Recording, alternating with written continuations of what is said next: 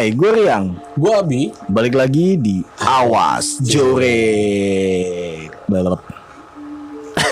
Gini amat. Gini aja. Aduh, gue tuh Gimana? gue tuh kemarin tuh ngeri banget sama ini ya. Suka apa namanya? Semua orang tahu lah ngeri pada pocong ya gitu ya. Gue tuh lagi kepikiran banget ini gue ada cerita serem gitu ya. Cerita tentang pocong gitu. Poci lagi. Tapi mungkin umum kali ya. Serem tapi umum gitu ya. Umum Tetap serem ya. Kalau udah poci tuh serem gitu. serem. Cuman yang lebih serem lagi ini akibatnya sebelum dia penyebab dia ini jadi pocong. Jadi gue dapet salah satu cerita nih. Oke. Gue ketemu di IG ini salah satu yang gue follow juga. Itu apa namanya Misteri Dua Dunia. Oh, misteri. Mister Doi boleh. Iya. Kayak Mister Gepeng ya. Misteri Dua Dunia nih, gue dapat cerita. Nah, judulnya itu yang bikin gue wah ini menarik nih yang dibahas nih. Apa? Teror pocong Mbak Sum. Mbak Sum. Ada namanya. Orang mah pocong ya udah pocong aja. Iya. Ternyata ada namanya. Ya kayak ini kali kayak Mumun kali. Kayak pocong mumun gitu. Nah ini dari mana nih ya gue enaknya ceritanya biar Kronologinya dulu deh. Kronologi gini sih sebenarnya. Itu nanti justru. Gitu. Kenapa dia ini di mana? Jadi pocong. Jadi ini tuh di daerah Jawa. Ini tuh di daerah Jawa. Nah, sayangnya nih yang ceritain ini dia nggak berani ngasih tahu untuk tepatnya di mana. Oh, tepatnya di mana karena menyangkut keamanan dan privasi juga keluarga atau orang desa sekitar gitu. Kredensial banget ya. Karena desanya juga kayaknya bukan desa besar, desa yang kalau besar kota namanya. Desa kecil gitu katanya. Gede mah lu. Iya, gede. Jadi katanya nih ini di Jawa ya berarti.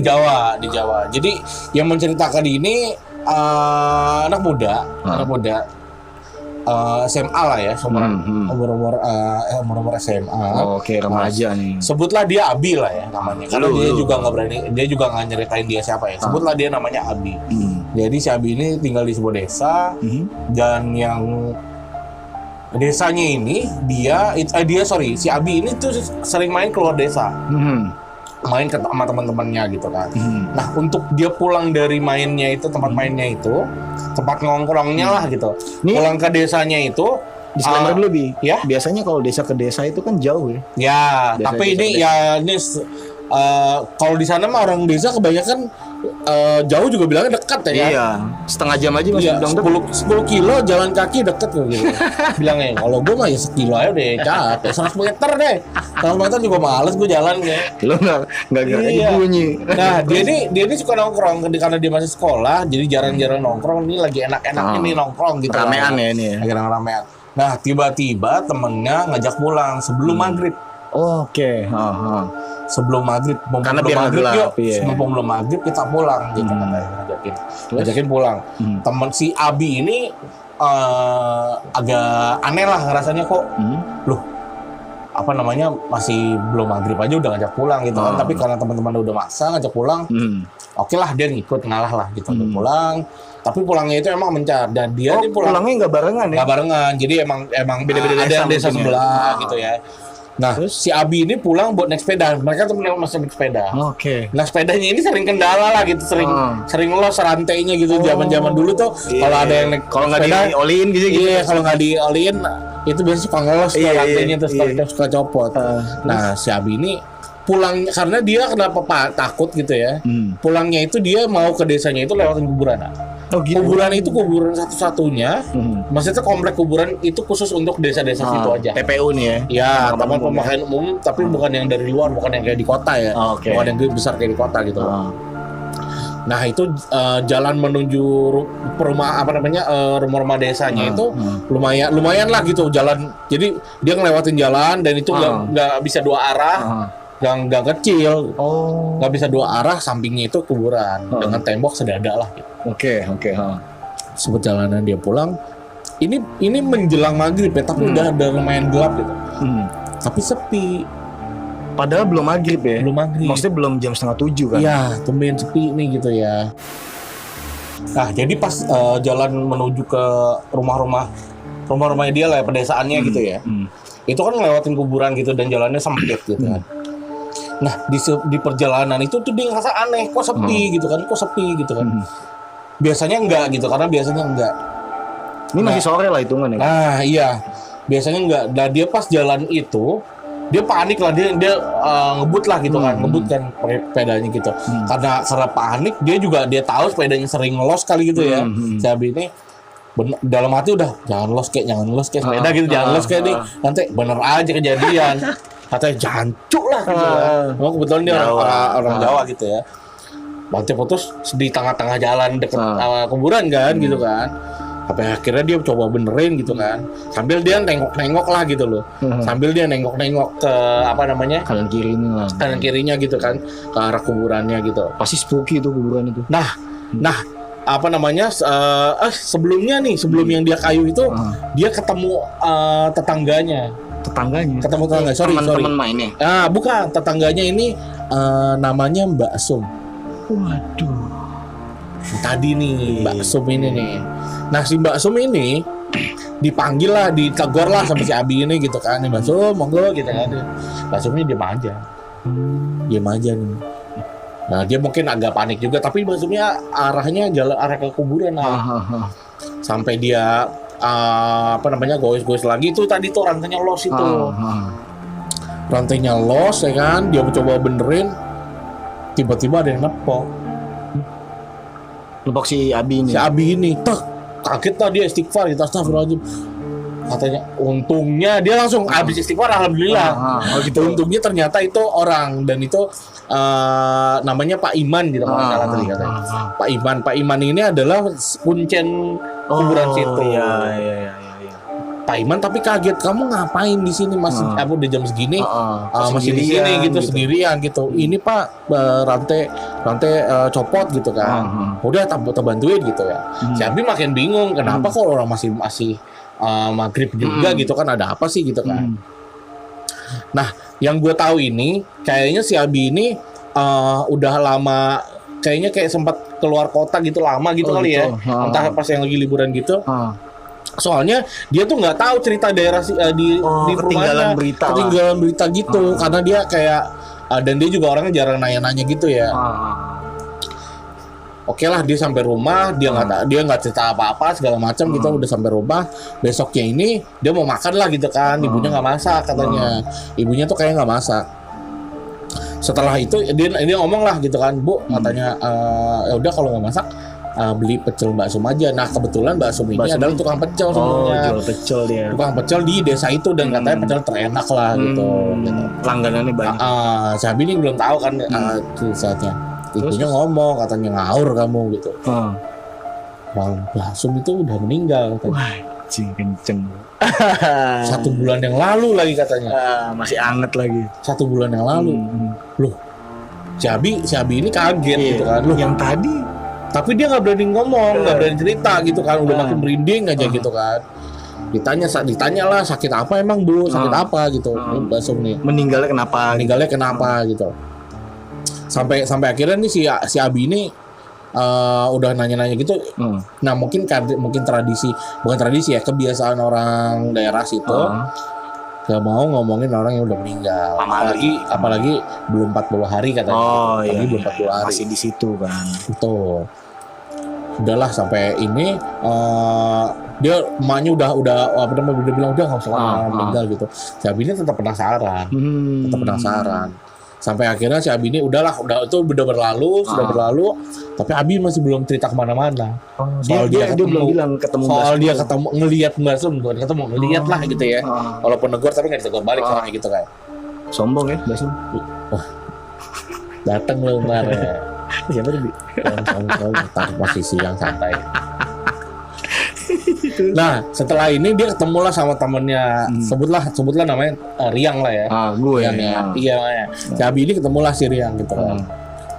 Dia cerita biasa lah, karena teman lamanya nih, teman-teman SD lah gitu, tapi udah nggak satu sekolah lagi.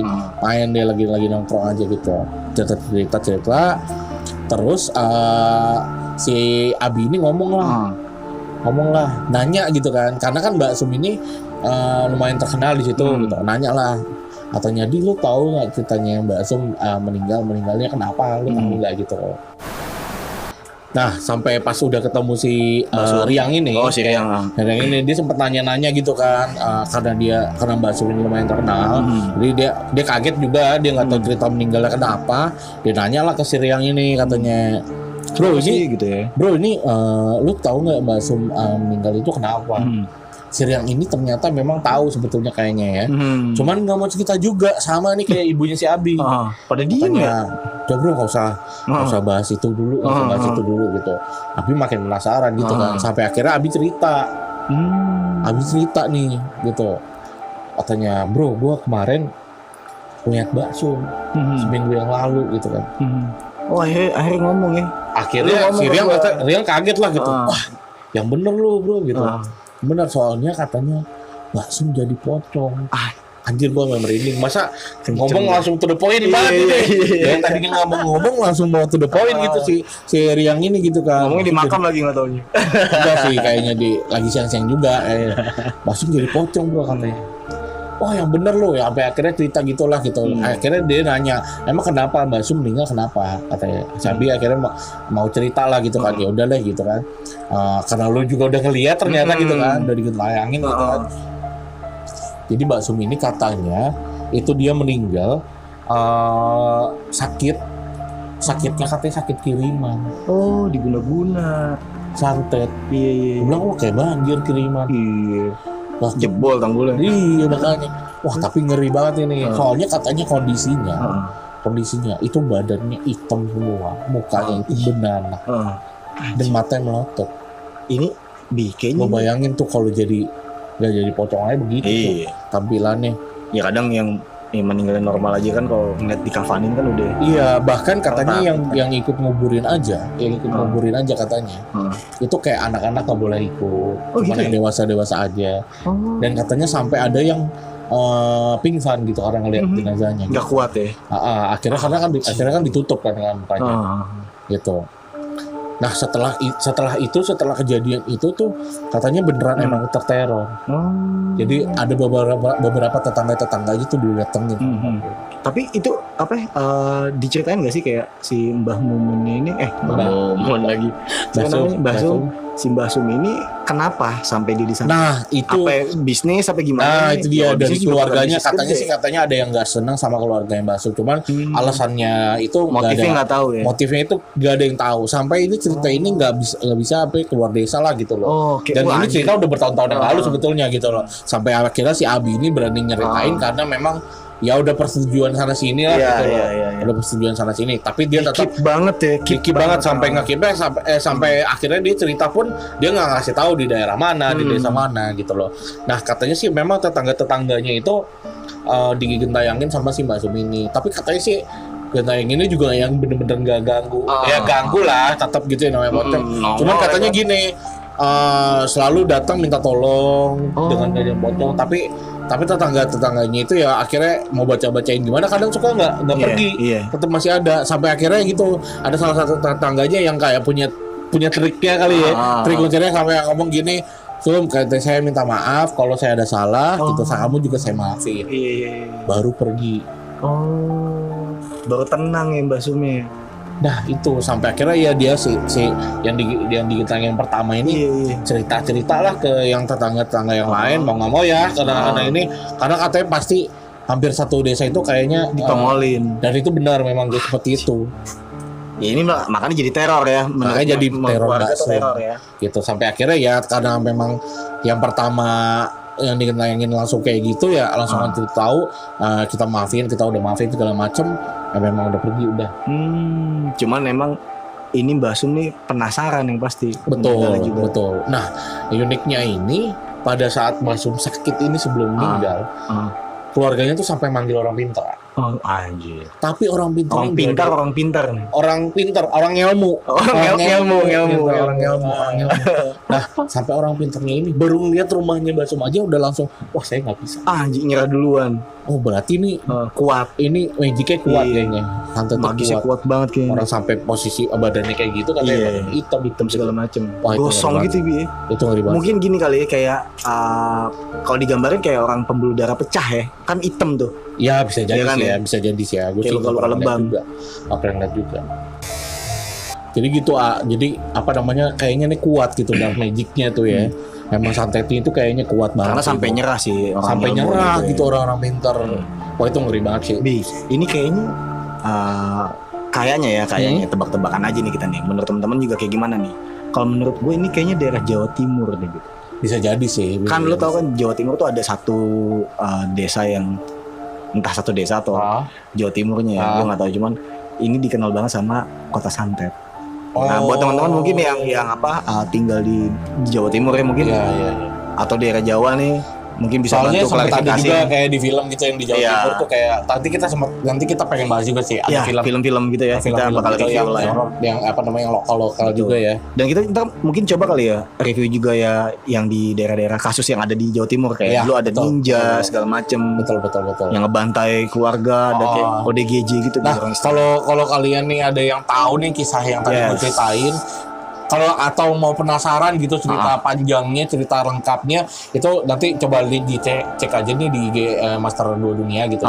Nanti jangan lupa juga tetap cek IG kita juga. Mas Jure. Tahu Jure. Oke teman-teman, jangan lupa untuk komen ya kalau ada Nanti masukan. kalau cerita-cerita ditambahin aja kita. Gitu. Bantu klarifikasi aja Ternyata kalau- tuh kayak gini bang. Yes, Ya, gitu. ternyata daerah sini nih bang. Iya, gitu. ternyata daerah sini gitu. Kalau mau podcast juga bareng kita ya Bi, ya. Tinggal DM aja. Gitu. Jadi jangan lupa untuk like, share, komen, notifikasinya nyalain. Loncengnya nyalain. Biar update itu deh. Oke, mungkin itu aja yang bisa di review sama kita hari ini Bi, ya. Yoi. Tentang Poci Mbah Sum. Pocong Basum. Pocong Mbah Sum yang kalau didoain gak ngilang-ngilang. Wah, ya bisa jadi Mbah Sum. Iya juga ya. Gimana? Non muslim ya. Non muslim. Maaf saya non. Nonalar. Oke, kalau gitu gue Riang. Gua Abi. Sampai jumpa lagi di Awas Jore. Adios.